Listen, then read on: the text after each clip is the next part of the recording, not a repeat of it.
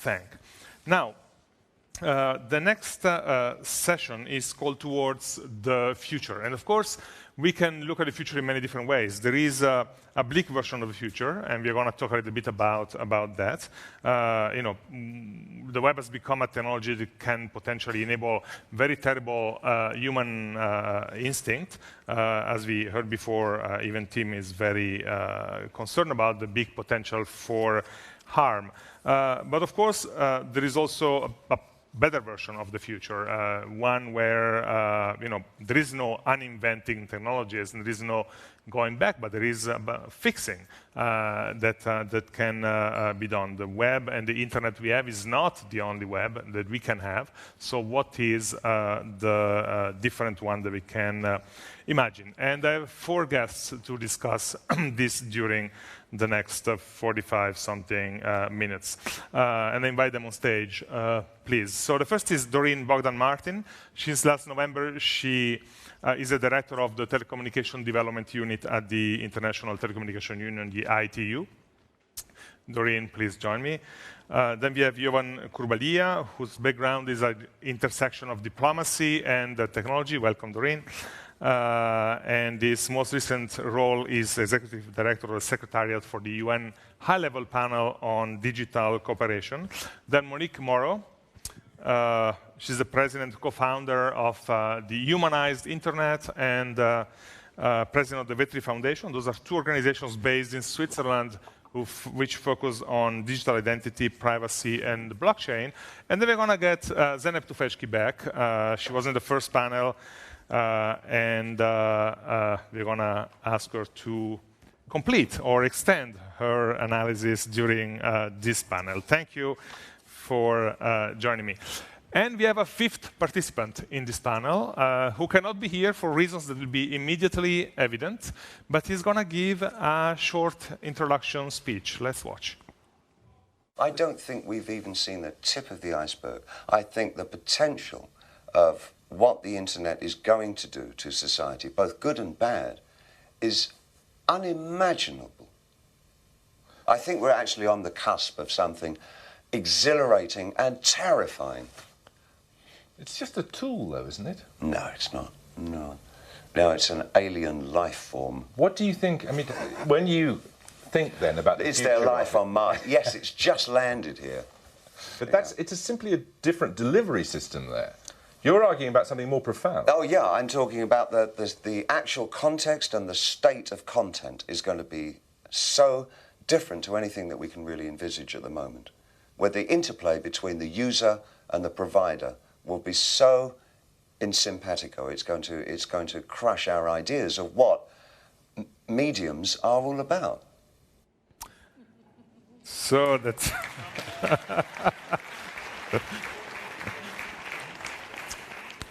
So David Bowie passed away 3 years ago, but of course he's already foreseen some of the problems of today. We have developed the potential of the web to really spectacular heights, but at the same time, we have not taken enough care in mitigating the risks or eliminating them. So I want to talk a little bit about this and about how we go and where we go from here. Zeynep, I want to start with you because you were in the previous panel, so we use you as a link between the 2 panels. 4 years ago, the New Yorker magazine published an article by you and was part of a series with other authors as well. And they asked you to describe your first experience with the internet. And you described it this way. It came as a diskette. The program activated a modem, a second of silence, and then the scratchy, explosive sound that signaled that my computer had connected to the network of networks. I spent the next week in a daze, barely moving from my monitor in the glowing window that it has just opened onto the whole world.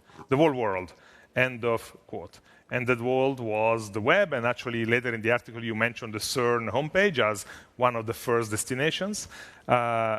I have heard a similar story from Jovan the other day when we spoke. You talk about a magical moment of getting into the web, and I suspect many of us here can tell versions of the same story. Now the web is much bigger, deeper, global, and yet it is no longer the same web. So where has that magic moment gone? Well, I have to say, I think the magic is still there. You still can just sort of with a click go to so many sites and talk to people, do all of those things. The problem is it's not just the magic anymore. It's the commercial interests that I feel like have colonized our magical land, right? There's this colonization of what was for us this beautiful place that we didn't think was for making money, but it is for making money. There's also, as it always happens with technologies, governments and other actors have stepped into this place and have exercised their power and their control over it. So it felt like when I first got on it, it felt like a place you escape to. And right now, it's not a place you escape to because everything else in this world it's part of the world. So that's a big part of it. And finally, I would say that when I was there, I didn't really think of how every click and every sort of browser movement, the cursor movement I did was being used to create a profile of me. And right now, every time I'm on the web, I have this distinct feeling I'm being watched. And that's a kind of chilling effect to the magic of feeling free, because if you're being watched, you don't feel the same kind of freedom. That's, of course, the grand bargain of the web, right? You get free services, good services, cool services, useful services, and in exchange you give your data without really thinking twice. So that's the deal on which the explosion of web services has been built. I guess that asking you whether the companies that do this are too powerful is not really a difficult question. I don't think it's a good deal, to be honest, because I don't think that's even what we signed up for, because we don't even understand all the uses for this data. And there were so many alternative ways in which, rather than advertising, we could have financed all of this. I feel like rather than making a deal, we've kind of drifted toward this moment. So if it had been a deal that had been discussed and debated, and as Certain was saying, like have some democratic dialogue between it and said, that's what we're going to do, that would be one thing. It's just we've been dragged here in the middle of a non-deal with all these downsides, and that's really what bothers me a lot. So I have the impression, though, that people like you and many others have actually pointed out these issues for years now. And I have the impression we are kind of coming to a sort of tipping point. There is a lot of political pressure, anything from more regulation to protection of data to breaking up companies, etc. There is a lot of better awareness in people about what happens behind the screens. Are we kind of nearing a moment where we feel that something may be turning? Well, I actually hate to be the pessimist here, but let me say it this way, I'm an optimist. I think we can do much better, but I'm not optimistic about the turning point. And it's almost in spite of GDPR, which is now in Europe, we have better privacy regulations, because all the current approaches we have depend on looking at data as something individual and can we get people to consent. The problem is, if you need to connect with people, and if you're in Indonesia and for a lot of places and they're on Facebook, you're going to consent because it's centralized, it's right there. If you need to sort of look up Google Maps, they're going to get our individual consent. And I think a lot of the well-meaning efforts have focused on empowering the user, which I'm all for. But I see the problem more like, say, something like lead in paint or pollution, where we don't care if you consent. We do not let you put lead in paint because the collective harm is bad. Or we don't say you just sign something in your car and then your car can pollute and go fast. We say, no, we don't do that. The problem with the web, most of the problems are not individual harms as much as collective harms. And collective harms are historically hard to get a handle on. I mean, look at climate change. It's another example of a collective harm that's very hard to get at. And I feel like we haven't reached the tipping point where we recognize the problem is not individual versus the company, it's society versus the way it's organized. And once we reach that, I think we'll have much better solutions. Right now, we're kind of still some looking at solutions, but I think we're looking under the light for our keys for the individual, but the keys aren't there, even though the light is there. So companies are also trying to change and take into account some of this criticism. Just last week, under pressure, obviously, Mark Zuckerberg of Facebook announced that they're going to redesign all their services with privacy at their core. Do you believe that? Here's the problem with his proposal. He proposed to create more end-to-end encryption, which is not a bad thing, without discussing at all the surveillance Facebook does on you. So the business model of surveillance, he wasn't mentioning that at all. I'm kind of like, there's the house is on fire, and he's talking about he's going to mow the lawn better. I'm like, let's talk about the house on fire. That's the first problem. The second problem with this proposal was he wanted to integrate WhatsApp, Instagram, and Facebook Messenger as a privacy move. That's not a privacy move. That's a move to make sure they can't be broken up, because there's a lot of people now figuring out maybe they shouldn't have been allowed to buy all of these things. And the third problem is, while encryption is a great tool for preserving privacy, for mass messaging and for broadcasting stuff, end-to-end encryption can just mean Facebook washes its hands off content moderation of misinformation, hate speech, incitement to violence, saying, well, we can't just read it. And that's not a good trade-off. That's just cost-cutting for Facebook. So I was hopeful. I was like, maybe they'll just do a real pivot. And what I instead saw, unfortunately, was a competitive entrenchment, an antitrust sort of defensive action, and a lowering of costs without a word about their business model. And this goes for Google too. If we do not talk about how they make their money, we're just talking about rounding errors to the problem. So that's where we are. I was just going to say just one thing. Yeah. I believe Monique. in the case of Facebook, I believe Mark Zuckerberg said several years ago that privacy was dead. And he's not the only one saying so. Right. So let's not forget, what's happening here, whether or not there's veracity. Just what Zeynep has been saying. Yeah. The truth is in the pudding, right? Yeah. So, Monique, there are kind of two models of power at play here. There is the Western model, which is about surveillance for commercial goals, essentially, which then can also be used for political promotion. And then there is the Chinese model, the Chinese surveillance machine, which is more about social control. When we look at those two models from the perspective of the individual, from a human perspective, are the problems the same, or are we facing two different kinds of problems here? I think the problems are the same. Depends on the perspective, but in the end, you're looking at what is the definition of surveillance? Some entity is watching you, and now in some governments, maybe that's something that is quote unquote accepted. I'll put that in quotes because I have to be very, very careful. But in the other instance, it's what is watching you, and who's watching the what or whom, and I think this is the polarity that we're all involved in. This is why we are having this discussion. I think it's incredible that several years ago, Eric Schmidt had once said at Google, we'll know your thoughts before you know them. Oh.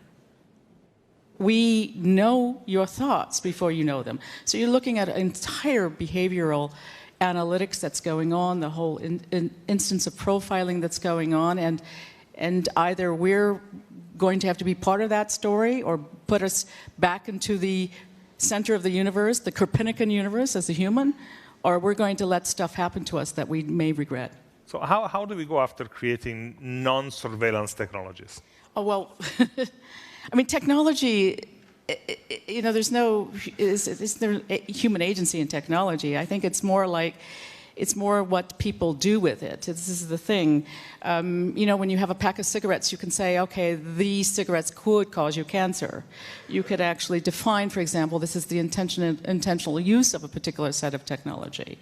But I think you were dealing with the human factor here in terms of there are always going to be interesting actors and players. And I don't think it's not just technology, it's what is done with the use of technology as a tool, with no, remember, it has no agency.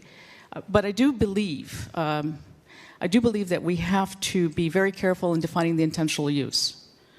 And I think that's probably something that, as technologists, we can do better. So you are head of an organization called the Humanized Internet. You're also writing a book of the same title. It's going to come out later this year. In general terms, what does a humanized internet look like?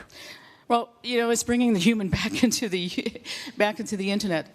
Fundamentally, it goes to the narrative of, can we have control of our digital identity? That's one. The other issue, and I'll put that in quotes, the other issue is about caring about privacy and putting sort of ethics, having an ethics button involved in this whole discussion. It's not often discussed. And so there is the notion about centralization of these particular organizations. That's also described in the abstract of the book. We have to look at how we have at least a decentralization of what we're doing in terms of whether it's technology, whether it's organizations and structures. So let me give you an example. This is a personal example. On my board is a person who is a refugee, right? So identity, there's a lot of empirical evidence in books about what identity is. There's a culture, that's given to you by some government, etc. He was fleeing a government, and it didn't matter that he had all of his copies of his documents on a Google Drive. It simply wasn't accepted. They wanted paper copies. So this is something that was very, very disconcerting for him. And I think we need to look at, as we're in the second half of the 21st century, we have to look at what does digital identity mean? How do we give, when we're talking about sovereignty in itself, we're talking about governments get involved, what happens when you're fleeing a government, and so on. We have to be able to actually put this in a narrative that is very, very positive. And let me just suggest, I was just recently at the World Summit in Dubai, and we were talking about artificial intelligence. How do you put governance in the artificial intelligence model? There's a dystopian view about what that could look like. So I believe in social good, right? I think there is when we're talking about climate change, I believe what we do with technology has to have a social good aspect of it. It's not corporate social responsibility, it's simple social good and just makes sense for our society. So one technology that's kind of put on the table every time we talk about issues of decentralization, of identity, etc., is blockchain. And is seen as a potential solution to many of those issues. Do you see it that way? It could be. I mean, it's one of several. I look at the example of credentialing, which we have been working on with some refugees and with some organizations, where you could actually look at how you provide credentialing as an example, that it would be forever there. Stuff happens in countries. It doesn't matter whether or not it's war or whatever we do. If it's an earthquake or it's a natural disaster, you have to look at how do you have veracity in your, or forever look at credentialing. And that is low-hanging fruit, for example. And so, these are something that we've been working around. Certificates, MIT has been doing that.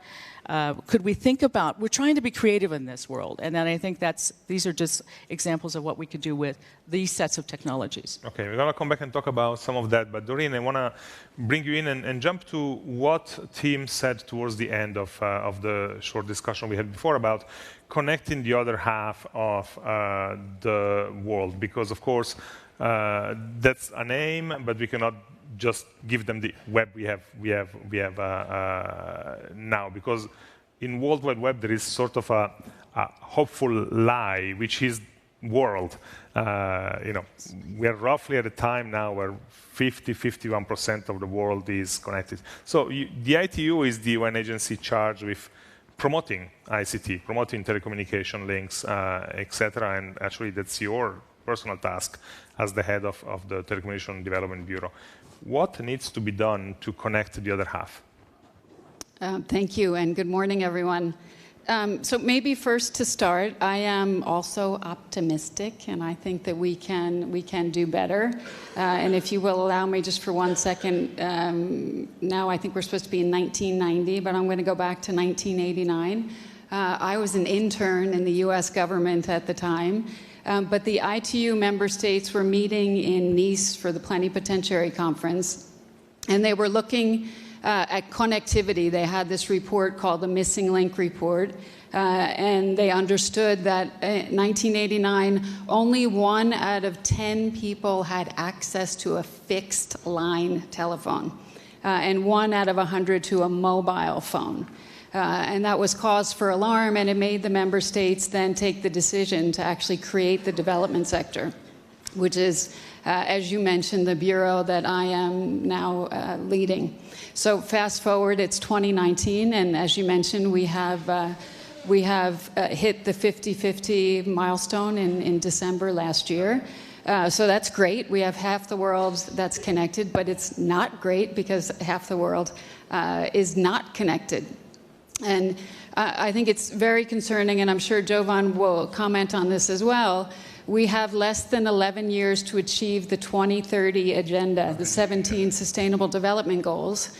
And we're not going to achieve any of those goals if we don't have global connectivity. So the urgency is there, and we can't wait another 30 years to get the other half of the world connected. So what do we need to do? It's no longer business as usual. It's going to be much harder to get the other 50% online. We need new models for collaboration. We need new regulatory approaches. We need infrastructure sharing. We need to rethink the way that we license services, universal service obligations. We need a whole new thinking and a whole new paradigm. Tell us where that other 50% is. Give us a cartography of the other half. Yeah. So most of the 50% that are not connected are in rural areas. They can be also urban poor, vulnerable groups. Women, by the way, are disproportionately affected. There are fewer women online than men. So they are the harder to reach. Which means that we need to make extra efforts to get to them. And when I say extra efforts, we need to keep in mind that on the content side, we need to pay attention to that, because just dumping on them what's there currently on the web is not enough. So we need to work harder on stimulating the demand side and making sure that appropriate, relevant content in local languages is there. When we talk about the other half, we don't talk only about emerging countries. We also talk about pockets in developed countries, North America and Europe as well. Yeah, exactly. Yeah. No, exactly. I mean, even in the United States, and the chairman of the FCC was recently at Mobile World Congress 2 weeks ago, and he was speaking about absolutely that there are pockets within my own country that are not connected. So what are the biggest stumbling blocks? You said we need to speed up the process. What do we need to get out of the way to speed up the process? Yeah. So regulatory approaches have a lot to play. Affordability, and Tim mentioned that as well. Yep. So we need to get the infrastructure there, and there's a cost, of course, to getting the infrastructure there. But then we also need to make sure that the services are affordable and that the devices are also affordable. So before Zeynep we talked about Facebook, and we have been criticizing big companies because of data extraction, etc. But most of them have also developed projects towards this goal. Getting connectivity to rural areas through drones and satellite networks, giving basic access to users. Facebook had this Facebook Basic project, which was adopted in some countries, nixed in others. In India, they kind of went up in an uproar against it, and it never happened. What do you make of these private companies' efforts towards this goal? So I would say that the private companies, there's a huge potential for good, and a lot of them are trying to do just that. I've just come back from Mauritius, where last week we had a global forum on emergency telecommunications. So we were looking at disaster situations, from natural disasters to humanitarian disasters, refugee crises, disease outbreaks. And those companies were there with us. We had Google Loon, we had Facebook, we had a number of satellite providers. We had OneWeb, and we were talking about what can we do in those situations. And in those situations, it is the current and the future technologies that are going to help us to manage quickly when an emergency situation strikes. Monique, this week here in Geneva, we are running the International Film Festival on Human Rights, and tonight we actually going to have a joint session at CERN. When we talk of vulnerable group of people, you mentioned refugees before, we seem to see an explosion in data-driven applications that are aimed at them. Do you see that as good or problematic? I see it as problematic. We have to be very, very careful. These are people who are, I mean, I've been to Jordan, I've been to the camps. These are people who are fleeing very, very awful situations. So if you're using technologies to potentially profile them in a way that they're not familiar with, that is a potential danger in itself. I should also point out that the Internet, the IETF, the Internet Engineering Task Force, has a group, an Internet Research Task Force, that is working on the Human Rights Protocol, which is interesting. I'm not sure if you know about that. No, I didn't. Well, there you go. So now you know. It's a very important, that because they're very, very concerned. And also this whole notion of algorithmic decision-making and human rights. So with vulnerable people, we have to be very, very careful. I'm concerned about some uses of technology which may be used against them, and you have to think about what would happen if we were back in 1938 and you had the Nazi time, and how these technologies can be used in such, it's not too far back in the future, by the way, in a way that could be very, very dangerous. And so I am concerned about that. That's just one thing I will say without pointing out examples. Okay. And there are some examples that we have to be concerned to look at. How technology is being used to profile these people, how against they're not aware of it. That's the whole thing. Well, to go back to the point of consent, this is even one But they're not step aware of further it. That's the concern. Yes. That is the concern. Exactly. Jovan, there is a geopolitical dimension to this whole discussion, maybe even a techno-geopolitical dimension. I mentioned before you are the executive director of the Secretariat of the United Nations High-Level Panel on Digital Cooperation. And the key word is cooperation here, but I have the impression of actually, rather than cooperation, seeing a beginning of a potential fracturing of the internet. China is developing its own approach. It's an alternative to Western technology. Other countries are kind of starting to potentially adopt it.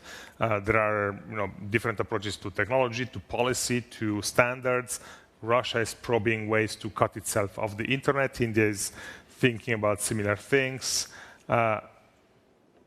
Is the internet going to remain one, or are we going to see kind of different islands with different standards connected with toll bridges?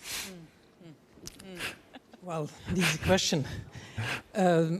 First of all, internet is one technologically, but internet has never been one when it comes to practical use and impact on society.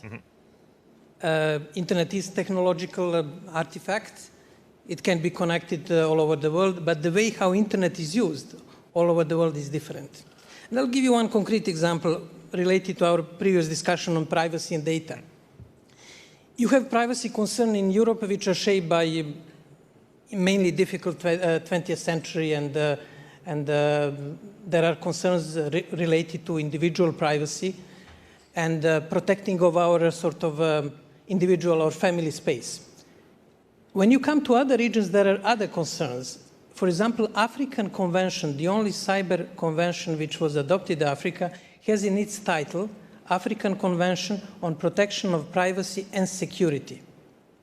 It was adopted 5 years ago, and it was quite visionary because it linked two aspects which we are now discussing, privacy and security. When I discussed with colleagues in Africa why they connected that, the answer was very simple. Privacy in the crisis situation, especially in tribal conflicts, on the inter-religious conflicts was a matter of life and death. Therefore, if you have the same value, protection of privacy, differently perceived in Europe, differently perceived in Africa, Asia, all over the world. Therefore, what we have to understand when we try to keep internet unified and force for good, for prosperity, is that internet is differently perceived all over the world. And this is the main challenge, how to preserve unified technological infrastructure, recognize differences, and make cooperation between different spaces, socio-cultural spaces that are emerging. But then the question is really at the base of this, how to keep the technology the same, right? Because if you start having separate standards, then it's inevitable that we're going to have separate everything. So my impression is, for example, the current discussion about 5G and Huawei, et cetera, is not really a trade issue. It's more an issue of who is going to control the standards for 5G in the world. Do you see it that way, or do you see it differently? Well, obviously, there is a battle for standards. And in a way, we are discussing here one important standard, which is HTML. Yeah. And by the way, I would like to congratulate CERN not only for the World Wide Web, but also for cloud computing. It is sometimes forgotten that quite a few technologies which are now empowering the cloud computing were developed in this place. True. And we are getting something new coming from sensors, but I'm sure our colleagues and friends tell us more on it. Now, standards are important. Standards have a political power, and the standard influence how the internet is shaped. Now, I'm a bit more optimistic when it comes to decentralization, based on the appreciation of interdependence that exists today. Starting from grandmas, I'm originally from the Balkans, who are connected to their families across the ocean, to the businesses, individuals, and people who rely on the internet. This is enormous power which will put a pressure on decision makers, businesses, and others to keep internet integrated. Therefore, that interdependence element is sometimes underestimated, and it can be realized at the point where the internet is cut, and we cannot use it as part of our daily routine. Therefore, that's sort of optimistic aspect when it comes to the push and realistic power, not just the nominal, the question of values, what we would like to have, but when we come to the bottom line of interest of businesses, individuals, and governments. So when we spoke a few days ago, you told me something interesting about the notion of optimization and choice. Basically, the idea that web and all the technologies that are built on top of it were supposed to give us more choice. And partially, they did give us more choice to create, to inform ourselves, to connect, etc. But then, as technology kept developing, we started looking at how to optimize technology, and optimization is a response to a technological need and not to a human need. So it kind of bumps against choice. Can you elaborate a little bit on that? Sure, yeah. Well, we're revisiting basically two pillars on Enlightenment era, which is behind modernity and our age. One is possibility of making choices, individual choices, business choices, and political choices. And second idea of more modernity than Enlightenment is the idea of optimization and efficiency. Therefore, these two ideas are now, to some extent, colliding. We may have less choices because machines and artificial intelligence platforms will optimize give us advices based on enormous data, knowing us better than we know ourselves. Therefore, sooner or later, underlying political and social questions on society will be this reconciliation of interplay between choice as basis of our freedom and the idea of optimization, which is the basis of modernity. Therefore, while we are progressing in political discussion, addressing data, privacy, ultimately, this will be the end conceptual point which we'll have to address sooner or later. And Geneva is, I would say, the right place where throughout the history, technology used to meet humanity. Whenever technology was accelerating and posing challenges, there was a point where the important discussions were held in Geneva to reconcile these dynamics between possibilities, what can be done, which is in a way Silicon Valley or California logic, and in a way, what should be done, which is more humanity aspect, which is discussed in Geneva, all over the place within humanitarian sector, human rights sector, and other places. Therefore, in a way, Geneva is the place where technology meets humanity. Yeah, and the authorities in Geneva are very keen in becoming that place. Monique, you wanted to add something? Yes, I was going to say, look, it's the dignity of choice at the end of the day, right? It's the dignity of choice. And going back to standards, Doreen knows me very well because I was a rapporteur and I've been involved in most of the standards groups. I think that there is this notion of standardization that is coming together. I mean, we call it harmonization, which is fantastic. As to your politically driven question, which was purposely done to stimulate the discussion, and people are pivoting on that. Look, it's. I would say, going back to 5G and who owns 5G, et cetera, I think we need to look at how we sort of work together on what that will look like. I actually chaired a cybersecurity days of Switzerland a couple of weeks ago, and there were discussions about, do you have a neutral authority, a neutral group that is looking at what's happening with these particular vendors? Do you have that? Is that something that we should be looking at? Do you have some notion of certification? What that would be, and so on. I think we can have creative discussions.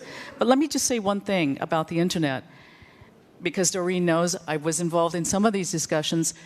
There were people from various nation states who were saying, hey, look, the internet was a DARPA experiment. Coming out of the United States Defense Group. So why should we trust it? So there were lots of very, very hard discussions on the internet and its origins. But I think there's optimism. I would say I'm cautiously optimistic. And I think it's incumbent upon public, private groups and citizens, netizens, to work together. So one of my impressions is that the key notion here that people, general public, have a hard time understanding is the notion of data. And the way everything is structured around data. And we think that data is basically our name, our address, our phone number, our birth date, but it's actually much more and beyond. There are a lot of new technologies are coming our way now. Artificial intelligence, robotics, the Internet of Things, blockchain, self-driving cars, cryptocurrencies, etc. And they all seem to be built on the idea of accumulating even more data. So maybe the thing we need to change is the way we look at data. So I just want to also pick up on something that I think is very crucial here, is that the project of modernity is partly a project of social control, right? The nation state is a way of making things controllable in lots of ways. And I think what we're seeing with the data and with everything, especially now with artificial intelligence, is that we're seeing tools of social control be built on top of the internet technology. It's a way of measuring us as consumers, using artificial intelligence to figure out what shall we watch on YouTube to keep us there. It's a way, in China, it's an explicit model of social control that's built on the digital technologies. And it goes back to having all our data to make us legible to the powers to be able to not just watch us, but to shape what we do. And in the normal, sort of modernity, the idea at least is that since it's the state project, the state is supposed to be accountable to us. And that social controls comes with public health and all the other stuff, and there are things we say, no, this is not where we want the social control, which is exactly that trade-off, that tension we're talking about. Right now, I feel like we have none of that trade-off being discussed. We have all our data being collected in all sorts of ways that, as you say, I don't think people understand at all. Your phone, the browser sends your phone number, not just your data. It has a gyroscope, so have you been walking a lot, Your Apple Watch has your heart rate. There's this enormous amount of inferential data. Your Instagram pictures, the colors can predict if you're about to become more depressed. There's ways that we don't understand that we are being measured using artificial intelligence, and then prodded and shaped without the trade-off we made with building states in that they would be accountable to us. The power of social control is being built by forces that aren't accountable to us. And I know everybody likes to talk about China as the sort of terrible example, but the same technologies, very similar ideas of social control. Just yesterday, I was reading about an app that's supposed to predict who's a potential shoplifter. It's going to look at your facial recognition. It's going to recognize, using AI, the emotion. You can look at people's face and measure their heart rate. You can figure out if they're about to have a stroke. There's all these things, and they're going to be in every capillary of every sort of corporate sort of interaction with us and the state to also control us. Maybe it won't be like the Chinese one. We won't have a Chinese Communist Party, but almost worse, they will be so diffused that we won't have a way to know how do we get at it, which is why it's so important to have this discussion. And I'll stop there because I think it starts with cutting off the data that feeds this beast. We're going to talk about that at the end. Yes. So let's hold that thought. I want to pick up on Yes. this. This is so cool, this discussion. I mean, look, it really is. How many of you have seen the movie The Minority Report? I mean, we're already I guess there. pretty much everybody. Yeah, I mean, so you're predicted for a future crime. That's all of this is happening now. To your point, it's not about nation states. And a lot of it is good, right? But yeah, there is some. Look, there is some. So I was in an exercise. That is the polarity we're dealing with. I was in an exercise in Dubai, the World Government Summit, and with a particular group, and it was this following narrative. It's 10 years from now, or 20 years from now, and it's 50% global unemployment. Let's start with that. 50% global unemployment. What do you do? So my colleague, who's a Chinese professor, who was sitting to my left, said, well, that's pretty good. Everybody is now going to be happy they can do things. My colleague from Kinshasa was appalled because she's concerned about what does this mean for the so-called states that are quote unquote developed. One colleague said maybe we should start colonizing Mars earlier. Mm-hmm. And one actually talked about something very dystopian about assisted death. So the whole point was, looking at these fractured societies with what's happening in this world where you have artificial intelligence. This was about a dystopian view of artificial intelligence, by the way, and how we measure what are the economics and values and value that we use. And the narrative was the systems that we know today are creaking, and that's something that we need to be cognizant. They are creaking. Creaking. Yeah. They're kind of breaking up slowly. Yeah. Yes. Jovan. Just one point in this discussion which is extremely important is the clarity. We discussed, Zeynep mentioned clarity about how the Facebook and Google make money. Companies are established to make money, to make a profit. That's their function. We cannot expect from them, if they do good, that's fine. Mm-hmm. But they're established to make money. Governments are established from the basis of social contract to protect public interest. Market, democracy, freedom, prevent anarchy according to all the theories. Civil society is established to make a noise, to keep other guys accountable that they do their functions. What we are finding in international relation and governance is complete confusion. Everybody is doing everything. And that clarity of the function is extremely important. Also, clarity in our deal with the Google. We are using enormously powerful services. That services have to come against some compensation. The problem is the deal is not transparent. But those deals have to be much more clear. If we bring a clarity in discussion about our role of governments, role of businesses, it is the first step to start, in a way, controlling overall discussion. But so how do we bring the clarity back? Through regulation, through philosophy? How do we bring it back? Well, you mentioned philosophy. I've been traveling last 6 months in this new role, and what was very interesting is that societies are getting back to their philosophical roots. Because it's not anymore discussion about the cables or TCP/IP, or those are questions about love, fear, hope, the core values of society. In China, we had fascinating discussion on Confucianism and Lao Tse and the internet.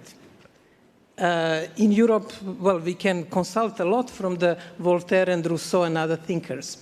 Therefore, there is that going back to the roots of the society, because issues are fundamental. They're not just technological issues.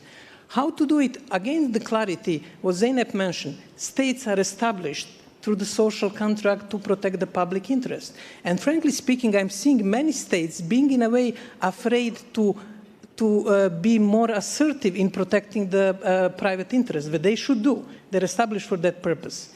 Therefore, those are the key building blocks. Some regulations are needed. I'm an international lawyer by training, and I'm not particularly enthusiastic about treaties because I know the limits of treaties and the limit of usability. There are possibilities to have smart solutions, to listen, to engage, to have some sort of sandboxes, to try to receive the feedback, but always with the clarity, not with the tech ideology and this naive idea that technology is solution for all problems. That's the key. Doreen, you wanted to add something? Yeah, well, maybe first on the point of clarity, I think we never would have imagined the impact that digital would have on our lives. And when we look at the UN system, for example, we never imagined that we would be where we are today, so we don't have one entity that's responsible for digital. And I think that's one of the challenges that Jovan is looking at in the panel. And digital cuts across everything. And when we look for a perfect model, I think every stakeholder has a role to play in looking at how to have sort of the best structures for our digital future. But on the points that Zeynep and Monique were mentioning before, I mean, of course, we need to be concerned about protecting our data, about privacy, about ethics. Those concerns are real, and we need to deal with them. But we also have to remember, going back to what I said before, half the world's not connected. And those unconnected people need health care. They need education. They need to be banked. And the only way that they're going to get there is through access to the World Wide Web, through connectivity. And so while we deal with these very challenging, difficult issues, we also at the same time need to figure out ways that we can get to the unconnected. So it's also a question of national governments, global web, a lack of jurisdiction, etc. Some people are putting forward the idea that we need new global institutions to do some of this. For example, Amy Webb of NYU said we need the AI equivalent of the International Atomic Energy Agency that has at the same time a sort of a regulatory role and also some level of capacity to enforce. What kind of institutions do we need to go after these problems? Maybe Jovan first. Well, first, before we establish new institution or invent something new, we have to see how to use existing institutions. For example, most of the AI regulation, current regulation, could be done within the existing human rights system.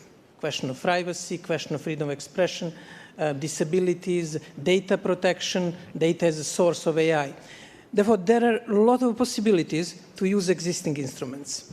There are some niches where you need some sort of coordination. And one of the areas is that digital is cross-cutting. It doesn't stop on the policy silos, while our decision-making is still in silos. And I'll give you one example around data. Data is discussed in Geneva in 5 to 6 organizations, mostly in the silos. Is discussed in Human Rights Council as a human rights issue, in World Trade Organization as e-commerce issue, in standardization organization ISO, ITU as mainly standardization issue. Therefore, you have same issue cutting across different silos, discussed basically from very particular focus. And then decisions that are made are suboptimal, because you can discuss in WHO something on the data and health, but then you have to consult what's going on in Human Rights Council related to privacy. Therefore, this is a real challenge. How to make this is one challenge, and second challenge is how to deal with acceleration of technology. We had the fake news in the past. We had a crime in the past. We had more or less all phenomena that we are experiencing now, they existed in the past. But huge difference is acceleration. And those are, I would say, two possible tasks for possible new framework. How to deal with the cross-cutting nature of the issues and how to deal, especially with crisis management when it comes to acceleration. Yeah. We have only a couple of minutes left, and I want to go back to your point about data and cutting off the collection of data, because I mean, we are here because of a magical moment of innovation that happened 30 years ago. And now it seems that almost all of the innovation that's happening is based purely on the gathering of massive amounts of data. And when we spoke recently, you told me something very interesting about, well, maybe there is another way of looking at innovation. So tell us about that. So a lot of what we see, like what Facebook, Google, and all these big companies are doing is machine learning. And machine learning basically is a way it churns through your data and comes up ways of classification. So you're not giving it instructions, you're just feeding it and you're kind of training it, you're raising it. Now, to me, it's very potent. It's uncannily effective. And it's also great. Like you can read pap smears with greater accuracy. So this is a nice technology. But of course, if you've got a technology that needs to eat data to work, you're going to have a surveillance infrastructure. It's kind of like you've got oil now, and it's very cheap, and people are creating these total gas guzzler cars and polluting the planet. So my idea there, from talking with a lot of technical people and following it, is that there are ways that machine learning could work that would be the equivalent of green technologies. There are ways they could work on encrypted data. There are ways it could work federated. So we could have an enormous amount of the benefits we have without having the surveillance. Or for example, let's say I'm a hospital, you're a hospital, we have pap smear data, and because of privacy regulations, we can't merge them and have a great diagnostic system. So it's not just the surveillance side, it's all the good stuff. But if oil is really cheap, who's going to develop solar panels? If oil is really cheap, who's going to put emission controls if nobody cares? Basically what you're saying, because we can easily access and grab all this data, there is a lot of innovation that's not happening, which is non-data driven innovation. Not only is it not happening, it's also polluting our world with this control and the surveillance, because once that data is built about me, governments are going to come for it. They're in China, they're already trying to pick out potential dissidents using big data analysis. So once data is collected, the potential of misuse is great.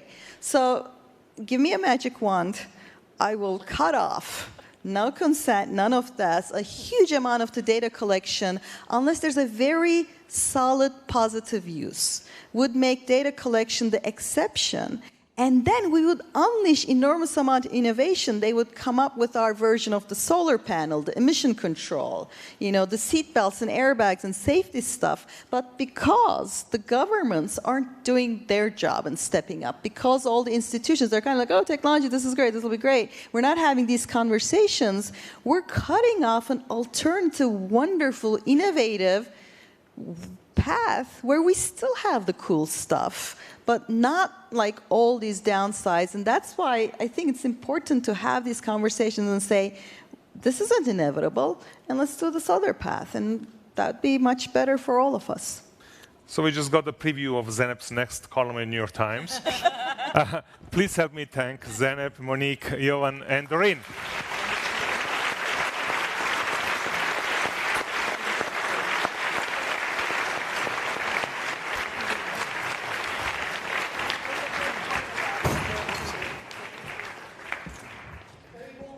To Bruno, Giussani, and all our panelists for this jump into the future of what has been an incredible